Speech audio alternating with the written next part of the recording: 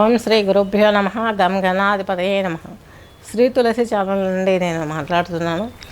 ఈరోజు మనము ఏప్రిల్ 2026 మాస ఫలితాలలో అంతర్భాగంగా ఈ యొక్క ఏ రాశిలో ఏ గ్రహం ఉందో చూసుకున్నట్లయితే గురువు వచ్చేసి వక్రచారం చేసి మిథునంలో ఉన్నారు. కేతువు శుక్రుడు కలిసి ఇక్కడే మనకు ఈ యొక్క సింహరాశిలో సంచరిస్తున్నారు. రాహువు బుధుడు వచ్చేసి కుంభరాశిలో సంచరిస్తున్నారు. రవి కుజ శనులు వచ్చేసి మీనరాశిలో సంచరిస్తున్నారు. శుక్రుడు వచ్చేసి మేషరాశిలో సంచరిస్తున్నారు. నెక్స్ట్ వృషభ రాశి, వృషభ లగ్నం తీసుకున్నట్లయితే మీకు అష్టమాధిపతి, భాగ్యాధిపతి, లాభాధిపతి అయినటువంటి గురువు మీకు ద్వితీయంలో ఉన్నారు. ఏది ఏమైనప్పటికీ కూడా గురువు మీకు వృషభ రాశి, వృషభ లగ్నం వారికి సముడు కాబట్టి చక్కగా రెండో ఇంట్లో ఉన్నాడు. మీకు ఉన్నటువంటి ప్రాబ్లమ్స్ క్లియర్ చేస్తాడు. ఈయన మీకు ఏదైతే అష్టమ స్థానం ఉందో ఆ అష్టమ స్థానాన్ని సప్తమ స్థానం నుండి చూస్తాడు. తద్మూలకంగా మీకు చాలా ఇబ్బందులు ఎదుర్కొంటున్న వారికి, ముసలి వాళ్ళకి, తాతమ్మలకి, వీళ్ళందరికీ కూడా కొంచెం ఇబ్బందులు వచ్చేవారికి, అలాగే వారి ద్వారా వచ్చే ఆస్తిపాస్తులు కావచ్చు, అలాగే రాజకీయ నాయకులకు కావచ్చు, అలాగే స్పోర్ట్స్ మెన్స్కి కూడాను, న్యాయవాద వృత్తులలో ఉన్నవారికి, చదువుకునే వారికి, వీళ్ళందరికీ కూడాను కొంత కాంట్రాక్షన్స్, కాంటాక్ట్స్ కూడా కొన్ని విడిపోయి సంఘర్షణ ఎదుర్కొనే అవకాశం ఉంటుంది.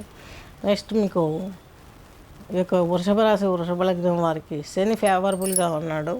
చక్కగానే అంటే మీకు కోణాధిపతి, దశమాధిపతి, రెండు కోణాలకు సంబంధించిన ఒక కేంద్రాధిపత్యము, ఒక కోణాధిపత్యం వస్తే ఆ గ్రహము ఆ రాశి అదుపులకి రాజమార్గాన్ని ఇచ్చేది అవుతుంది. అటువంటి వాడు వచ్చేసి మీకు లాభంలో ఉన్నాడు. సో వృషభ రాశి వారికి శని చాలా మంచి ప్రయోజనాన్ని కలగజేస్తాడు. అలాగే మీకు చతుర్థాధిపతి అయినటువంటి రవి కూడా మీకు వృషభ రాశి వారికి లాభంలో ఉన్నారు. అంటే మాతృస్థానం, తల్లి ద్వారా సపోర్టు బాగుండే అవకాశం చక్కగా ఉంది. రాజకీయ నాయకులకు ఇదివరకు ఫేస్ చేసిన ప్రాబ్లమ్స్ ఇప్పుడు తీరిపోతాయి. నెక్స్ట్ వచ్చేసి ఈ యొక్క లాభస్థానంలో ఉన్నారు కుజుడు మీకు వ్యయాధిపతి ప్లస్ సప్తమాధిపతి. ఈయన ఇలా ఉండడం మూలంగా మధ్య మధ్యలో కొన్ని ఇబ్బందులు ఏర్పడే అవకాశం, ఫేస్ చేసే అవకాశం ఉంది.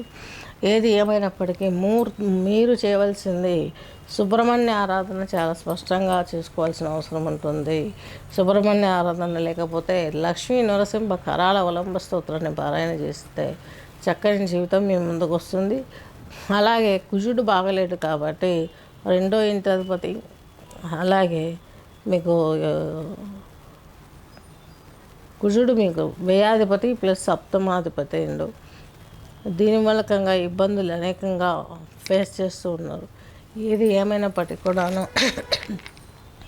వ్యయాధిపతి, సప్తమాధిపతి అయిన కుజుడు వచ్చేసి ఇక్కడ ఉండడం, రక్త దర్శనం జరగడం, వీటి వల్ల పుళ్ళు ఏర్పడము, ఒక్కోసారి బయోవార్ లాగా ఏదైనా వేస్తే ఇలాంటి వాటితో కొంచెం ఇన్ఫెక్షన్స్ రావడం, అంటువ్యాధులు రావడం, ఇవన్నీ కూడా జరిగే అవకాశం ఉంది.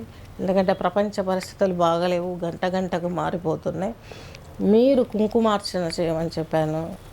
రాహుకాల పూజలో ప్రతిరోజు చేసుకోవచ్చు. రాహువును శాంతింపజేసుకోవచ్చు. ఈ యొక్క మీకు వృషభ రాశి వారికి ఎక్స్పెషల్లీ 10th హౌస్లో ఉన్న ప్లానెట్, అలాగే బుధుడు కూడాను మీకు వృషభ రాశి వారికి రెండో ఇంటి అధిపతి, పంచమాధిపతి. వివాహ సంబంధాలు బాగా బలంగా ఉండటానికి ఇవన్నిటికి కూడాను బుధుడు బాగా ఉపయోగిస్తాడు రాహుతో కలిసి ఉండడం మూలంగా. నెక్స్ట్ వచ్చేసి కుజుడికి ప్రాబ్లం ఉంది కాబట్టి కుజుడు ప్రాబ్లమ్ని జనరేట్ చేస్తున్నాడు కాబట్టి మీ ఈ యొక్క రాశికి కుంకుమను గ్లాసులో కలిపి ఆ కుంకుమ నీళ్ళతో అభిషేకం చేయాలి. అదే రక్తాభిషేకం కిందికి వస్తుంది. అలా అభిషేకం చేసినటువంటి ఆ యొక్క విగ్రహాన్ని మరలా చక్కగా మంచి నీళ్ళల్లో అలా మరలా స్నానం పోసినట్టు అభిషేకించి తడిబట్టతో తుడిచేసి చక్కగా కుంకుమ అవన్నీ పెట్టిన తర్వాత ఎర్రని పుష్పాలతో మీరు పూజించినట్లయితే మీకున్నటువంటి ఈ యొక్క కుజదోష నివారణ జరుగుతుంది. తద్మూలకంగా ఈ యొక్క వృషభ రాశి, వృషభ లగ్నం వారికి వ్యయభావానికి అలాగే సప్తమ భావానికి సంబంధించిన కుజుడు మీకు లాభస్థితిలో ఉండి యోగించడానికి చాలా బలంగా ఉందని చెప్పుకోవచ్చు.